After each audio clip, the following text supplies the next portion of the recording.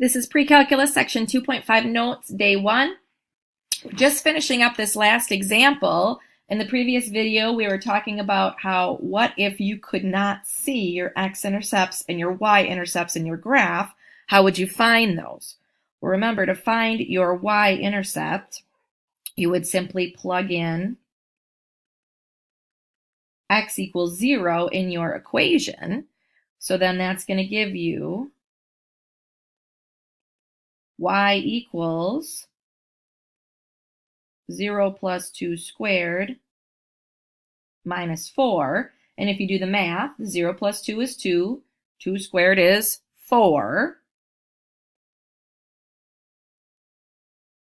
And then 4 minus 4, that's going to give you y equals 0. Okay, so that's another way that you can find your y-intercept if it is not in your picture.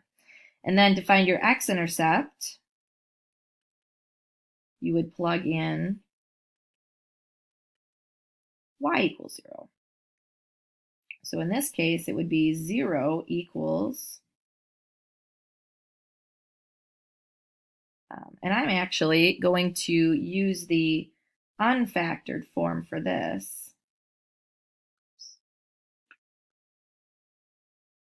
Because it's easier. So I'm going to go back up to the original equation and say 0 equals